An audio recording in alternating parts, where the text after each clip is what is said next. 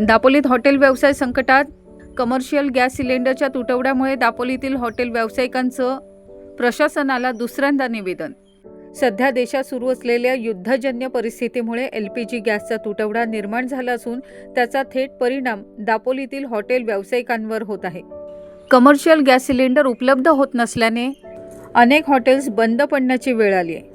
याबाबत दापोलीतील हॉटेल व्यावसायिकांनी जिल्हाधिकाऱ्यांकडे दापोलीच्या तहसीलदार अर्चना बोंबे यांच्यामार्फत दुसऱ्यांदा निवेदन सादर केले आहे व तातडीने उपाययोजना करण्याची मागणी केली आहे.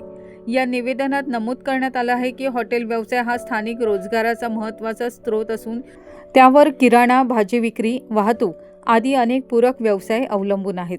दापोली हे प्रमुख पर्यटन स्थळ असल्याने येथे वर्षभर मोठ्या प्रमाणात पर्यटकांची वर्दळ असते.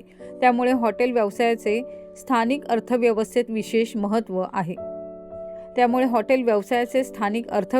विशेष महत्त्व आहे. मात्र गॅस सिलेंडर मिळण्यात अडचणी येत असल्याने व्यवसायावर मोठा परिणाम होत असून आर्थिक चक्र विस्कळीत होत आहे. हॉटेल व्यावसायिकांनी शासनाने घेतलेल्या निर्णयानुसार क्षमतेच्या 50% प्रमाणात कमर्शियल गॅस उपलब्ध करून देण्याची मागणी केली. तसंच गॅसचा वापर अत्यावश्यक गरजेनुसार आणि नियोजनबद्ध पद्धतीने करण्यात येईल अशी ग्वाहीही या निवेदनात देण्यात आली आहे.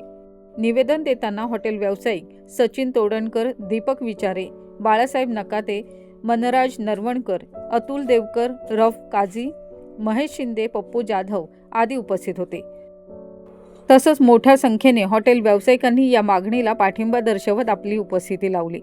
दरम्यान प्रशासनाने या गंभीर समस्येकडे लक्ष देऊन तातडीने कार्यवाही करावी अशी मागणी हॉटेल व्यावसायिकांकडून होत आहे. ज्योती बिवलकर, दापोली वार्ता.